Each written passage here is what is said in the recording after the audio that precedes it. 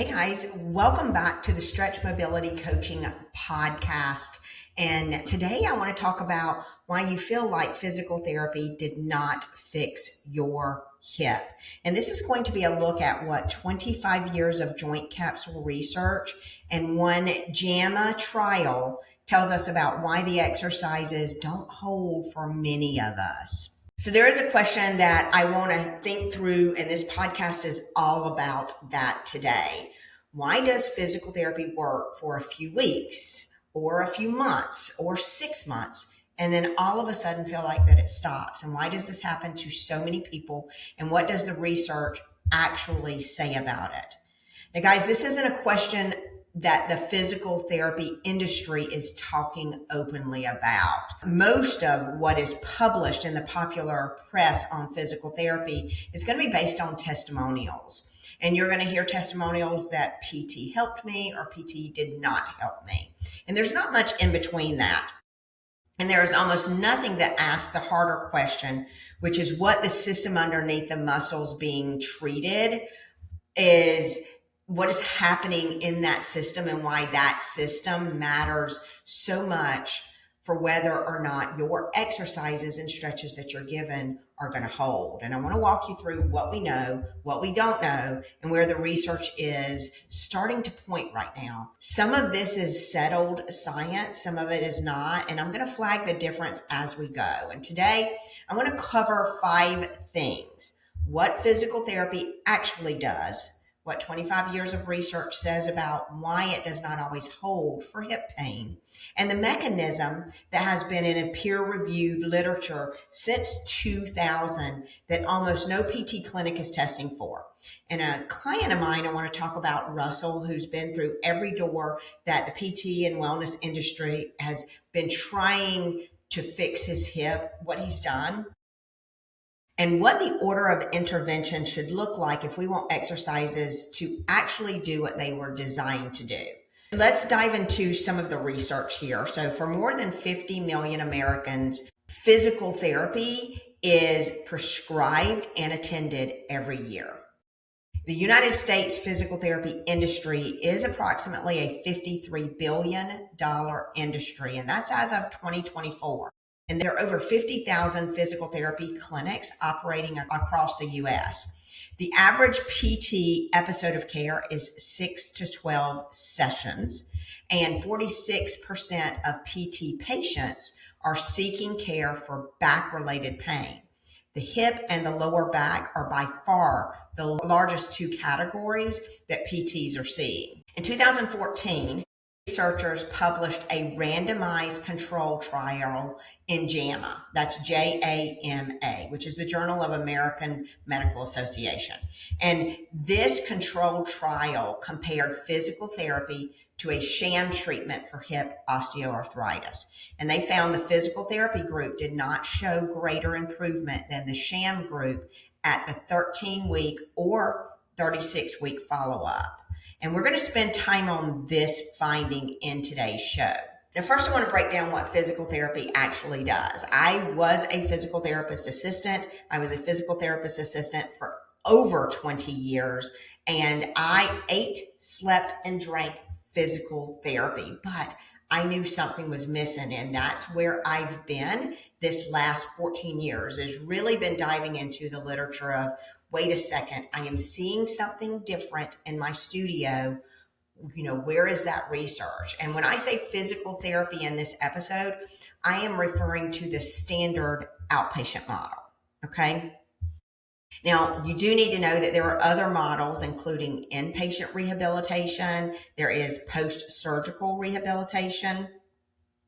Now, those people are going to have, or those standards are going to have different protocols and different outcomes, okay? So the data I am going to talk to you about today applies to outpatient orthopedic physical therapy, which is what most people picture when they hear the term physical therapy. Now, the standard outpatient PT model works like this. PT is going to perform an evaluation. They identify weak muscles, they identify a tight tissue, they prescribe stretches to lengthen what is tight and exercises to strengthen what is weak.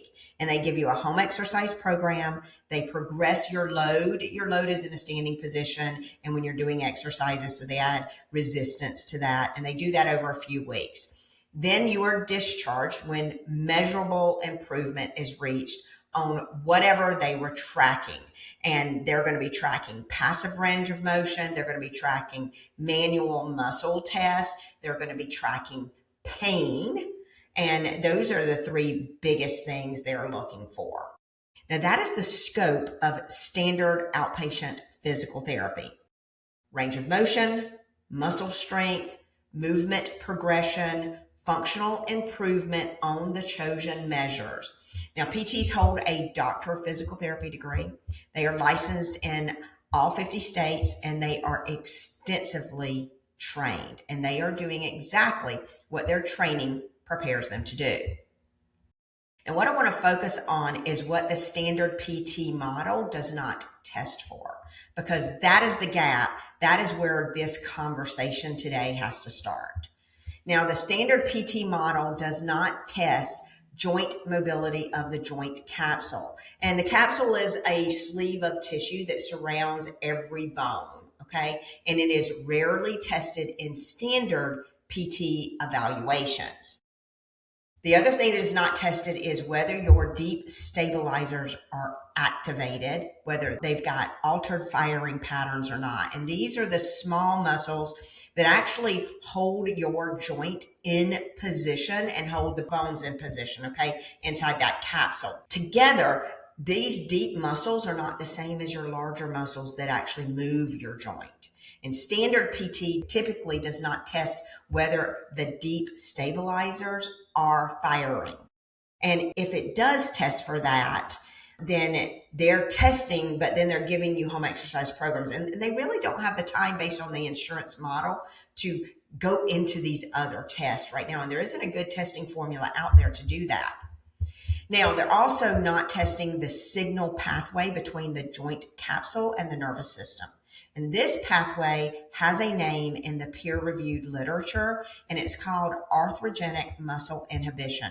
And it's also AMI for short. And we're going to spend time on this in topic 3 here.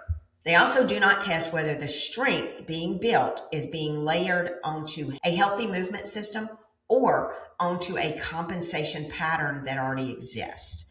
Now, none of this, guys, is a critique of physical therapists. Physical therapists are some of the best providers I have ever met. And there are so many out there that are fabulous. And what this is it is a statement about what the standard evaluating framework does and what it does not include. The PT cannot test for what they were not trained to test for. And the research on the system underneath, which is your movement system, has only become widely available more in the last 25 years. And here's what the research actually says. I want to start with that JAMA trial, that Journal of American Medical Association trial, because it is the most rigorous study we have on physical therapy as it relates to hip pain. And the finding is more interesting than the headline, okay? So in 2014, Bennell and colleagues published a randomized control trial in JAMA. And that study had 102 participants with hip osteoarthritis. Half of them received 10 sessions of standard physical therapy over 12 weeks. The other half received a sham treatment that mimicked the structure of PT but had no expected therapeutic effect. The researchers tracked pain and function at 13 weeks, and then they did the same thing again at 36 weeks, and they found no statistically significant difference between the two groups at either of those follow-ups. Now, I want to be really, really careful here, guys. This is only one trial, and this is a small trial. They only had 102 participants, and this is only in one population of people. And this finding does not mean physical therapy never helps anyone with hip pain. That is not what I'm saying here. There are other trials with different findings, and there are also trials that show PT does help with certain populations. But this 2014 finding is a data point, okay? And it is a serious data point. but it doesn't have a final verdict, okay? What it does suggest is the standard PT protocol may not be addressing the actual mechanism of the hip osteoarthritis pain in some people. The research community has been trying to figure out why, and that is where the second body of research becomes important here. And so that body of research is the research on arthrogenic muscle inhibition, that AMI I've been talking about, and that's where I call it the silent shutdown cycle. And this research has been building since the year 2000, and here are the findings I think matter most for this conversation. Hopkins and Ingersoll in the Journal of Sports Rehabilitation in 2000 first defined AMI as reflex inhibition of the muscles around a joint triggered by altered signals from the joint capsule. This is the motor neuron pull of a joint can become inhibited without any visible muscle injury and without any pain. Now, Sonnery, Cottet, that Cottet, and colleagues in 2024 documented that AMI can persist for months or years if untreated. And they also concluded that targeted joint capsule intervention is required first. Strength training alone does not resolve the inhibition, is what they found in that study. Now, in a 2025 review published in the Journal of Clinical Medicine in April of last year stated explicitly that standard rehabilitation often fails to resolve AMI on its own and that a multidimensional framework is required. The review concluded that strength training alone is insufficient. Now, guys, I want you to be prepared for what is coming upstream here. You are going to see a lot of PTs, a lot of stretch centers really talk about longevity, and they're going to be talking about how now stretching, we've got these studies that say stretching did not do what we have been told they were supposed to do. And I'm going to have a podcast on that. So I want you to listen out for that podcast. So they are going to be pointing the solution to strength training, guys. But this 2025 review published in the Journal of Clinical Medicine in April of last year stated explicitly that standard rehabilitation often fails to resolve AMI. That is a silent shutdown that is happening every day. And it does not resolve AMI on its own, and that a multi-dimensional framework is required. The review concluded that strength training alone is insufficient. So I don't want you to put all your eggs in one basket and think, if I strength train and follow this, I am going to be good. I want you to keep your ears open and understand that there is a multi-dimensional framework that is required. And that was concluded in that review that was published. Now, if you take the JAMA trial and the AMI literature together, you're going to start forming a picture and see that picture. And this picture, guys, I want to tell you right now, it is not complete. There are pieces we do not have yet, but the direction is fairly consistent. And when a joint capsule is restricted and your deep stabilizers are inhibited, the standard PT model of stretching and strengthening does not appear to consistently produce lasting improvement. The exercise feels good in the moment. It produces short-term gains, and the gains do not always hold. Now, here's what the research is not saying. The research is not saying physical therapy is useless. It is not saying you should stop seeing your PT, and it is not saying every PT is missing something fundamental, okay? What it is suggesting is that for a meaningful subset of patients with chronic joint pain, the standard model of a patient may not be testing for the variable that determines whether the work is going to hold. And that variable is the joint capsule and the deep stabilizers that are underneath. And this is what I refer to as your movement system. Now let's talk about the mechanism in plain language. Let me walk through what the AMI research describes. I will simplify some of the neurology because the full picture would take an entire episode in itself. And if you want the full picture, there are going to be citations at the end of this. I'll make sure that you can download a guide so that you can go to that citations. And if you're a physical therapist or a PTA or a chiro or a medical doctor, please go to those citations and read the literature yourself. Now, every joint in your body has a capsule. Okay. The capsule is loaded with sensors that report to the nervous system on what is happening inside your joint.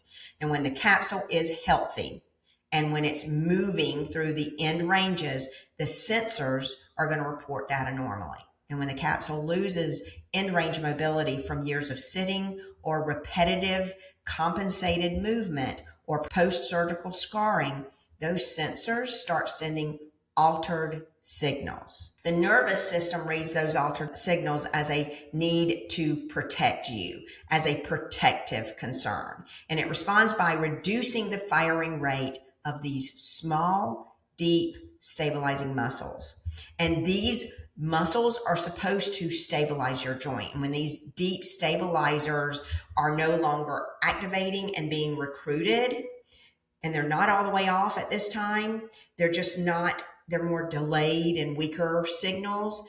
This is going to happen automatically outside your control, without your awareness at all. And you are not going to feel anything at all when this happens. And when these deep stabilizers are inhibited, your larger movement muscles are the ones that are supposed to move the joint.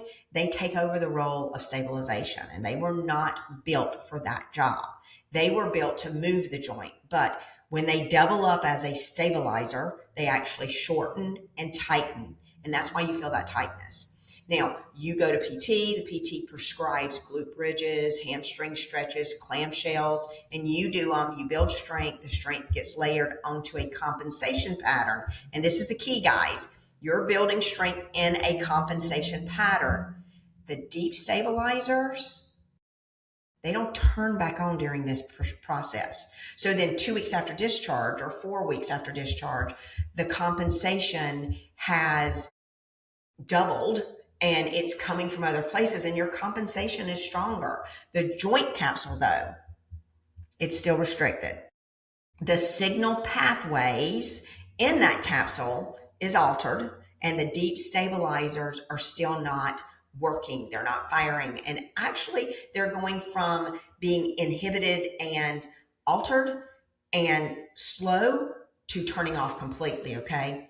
This is why your symptoms of tightness and pain come back. And this isn't a failure of what you do. You have no control over this. This is not a PT failure. It is a feature of how the nervous system protects your joints that is sending altered signals. And the only way to change the system is to change what the joint capsule is reporting and to do this first. So I want to tell you about a client of mine. His name is Russell. He's a general contractor. He's in his early 50s. He's put his body through the ringer for 30 years, lifting, crouching down, kneeling, carrying. And about 3 years ago, his right hip started working the way that it should. And he started searching online first for answers. His search took him through every door in the wellness industry. He started with a chiropractor, and the adjustments helped until his chiro tried a new technique that made his hip noticeably worse. So he tried massage, tried deep tissue work, and it felt good for about a day. The bruised feeling lasted longer than the relief felt. He went to his medical doctor. He was prescribed anti-inflammatories. He tried cortisone pills. He got a cortisone injection. None of this lasted, and his doctor referred him to physical therapy. This is where I want to slow down because what happened to Russell in PT is fairly typical of the pattern I see by the time someone comes in my studio. Russell did everything as PT told him to do. They taught him exercises to build strength. They improved his hip range of motion in the clinic. They sent him home with a home exercise program, typically hamstring stretches, Thomas stretches, IT band stretches, glute bridges, standing kettlebell hip flexor lifts, sideline hip abduction, walking side steps with a band, clamshells. He did them all. He did them every day, and he did them to the best of his ability. And he felt really good after his first round. And the release for him lasted about 2 weeks. And he kept doing the stretches and the exercises after he was discharged. And 2 weeks later, that same pain and that stiffness was back. So he went back to his doctor. He got another cortisone injection. This was the second one. The x-ray showed minimal arthritis, nothing that warranted any surgery. And the doctor said, go back to PT. And if that doesn't work, come back to see me again. Now, this time Russell went to a different PT clinic. He got the same exercises, the same stretches, no real results. And at this point, he was frustrated. He searched the word, he did this, I think, for 3 rounds. After that, he started asking his friends, where do I need to go? He was told to go to see this fascial specialist, to go see this wonderful deep tissue massage therapist. He was told to go to an assisted stretching place. He got all the other wellness techniques that he should go through. He ended up thinking, if stretching didn't work in physical therapy, why am I going to pay somebody to stretch me? And then he thought, if the stretching didn't work in physical therapy, why do I want to look at my fascial system? And why do I want to keep doing massage therapy when it's only lasts me about, a day or 2 days? So he searched the word mobility and he found us. Now he came in to see me and we tested his mobility health score. It was 27. His movement age was 60. His performance score was 69 and he's in his early 50s. His body was moving like it is 60. Now, these numbers, guys, these scores, we call this a mobility health score because it is the health and the way that your joints move, okay? This is the health of your movement system. Totally different from the health that they're talking about as it relates to healthy strength training and healthy nutrition. Okay, this is totally different. It's totally new. A healthy mobility health score is above 80. A score above 60 still gives stretching and exercise enough room to manage decline with hands-on movement system support. Russell was at 27. He was not in the range where exercises he had been given could climb him back up on its own, and that's why his PT didn't hold. Not because the PT did something wrong, not because what he did was wrong, but because his system was in decline and it was not addressed or supported before they layered on those things. And here's what we found. His right hip joint was not centered in the socket. It was loading in a position that was causing him to build additional bone. Guys, building bone in the pelvis is arthritis, okay? He had minimal arthritis growth already that showed on his x-ray. And it was his body building that extra bone in order to support a joint that was sitting in the wrong position. Now, every time he did a glute bridge, and he was doing that through his physical therapy exercises and his clamshells, it was performed on a hip that was not centered. And these exercises weren't failing Russell because he did them wrong. They were doing exactly what the AMI research says they would do on a body in a shutdown mode. That's that silent shutdown cycle, that decline that is happening that I've been talking about. And they were strengthening his compensation patterns. And that's why it didn't last.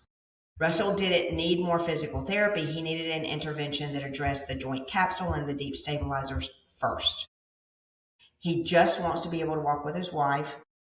He knows that the weather is good. He cannot walk right now. He needs to be able to get into positions as a contractor to be able to bend down, get under stuff, climb under stuff, stand back up. And he is why I wrote this episode today.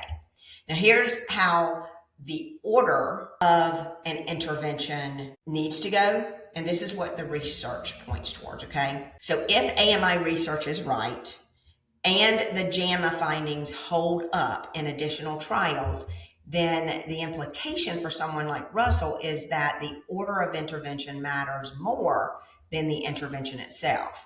And the order I work with in our studio is built directly from what the research points towards. Step 1, we need to test that joint capsule, and then we need to see if those deep stabilizers are active and firing.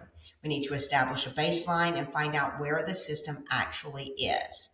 Step 2, we want to address the joint capsule first. Now, in that 2024 Sonnery-Cottet review, specifically, it calls for targeted joint capsule intervention before strength work. Now, step 3, we need to reactivate those deep stabilizers, and once the capsule signal has changed, okay? And the literature describes this as the inhibition pathway clearing. Now, step 4, we need to layer in strength work. Now the larger muscles can be strengthened on top of a system that is firing in the right sequence. The exercises a PT gives you to do, they did what they were designed to do, but you didn't have step 1 through step 3, and that's why it didn't hold. Now, step 5 is to maintain. Guys, compensation patterns build up over decades. They're going to return if the system is not retrained on a regular, consistent schedule. And this is what we see. This cycle that the research points towards is not a replacement for physical therapy. It is a layer underneath physical therapy. Done in the right order, the two work complementary together. Done in the wrong order, your strength gets built on a shutdown and the symptoms come back. And what we measure for at our studio is the gap that the standard PT evaluation does not include. Joint capsule mobility at every joint in the body, deep stabilizer activation, movement compensation patterns, a mobility health score that gives you a number for where you are in a movement age that compares your body to your chronological age. And that is the data the research suggests is missing. And here's what I'm not saying, guys. Before I close, I want to be very specific about the limits of this conversation today. There is more, and I am not saying that in this episode. So what I want to help you understand is that I am not saying physical therapy is bad. I worked in the field for over 25 years. PT is great. PT is deeply useful as an intervention for many populations, but not all populations are going to hold. Does wonderful with post-surgical recovery, stroke rehabilitation, pediatric movement disorders. Guys, the list is long at how valuable physical therapy is. I'm also not saying every PT is missing what I am saying here. There are PT clinics that integrate joint capsule work and deep stabilizer activation in their model. They are the exception and not the rule. And if you have one in your area, you are very fortunate. Now, I'm not saying every patient with hip pain has AMI driving their symptoms. The research is most clear on certain populations. These certain populations are chronic hip pain, post-injury knee pain, long-term joint dysfunction. Guys, acute injuries are a totally different conversation. I'm not saying I have the complete answer for the JAMA finding. The trial raises a question. The AMI literature offers a possible mechanism. We need more research to fully connect that. I'm following the direction the data is pointing while also acknowledging the picture is incomplete. If you've been through a physical therapy cycle and your exercises produce relief that did not hold, there is a reasonable chance the system underneath the muscles being treated has not been tested and not been activated and not been sort of plugged back in. Now, the research direction since 2000 keeps pointing back to the same place, the joint capsule, the deep stabilizers, the signal pathway between them and the nervous system. Guys, I am not asking you to take my word for any of this. I'm asking you to know your numbers. If you want to find out where you are, book an Unlock Healthy Joint Mobility session. The link's in the show notes below. We're going to test every joint in your body. I'm going to give you a mobility health score. I'm going to give you a movement age. I'm going to be able to tell you what is showing up in the data and what to do about it.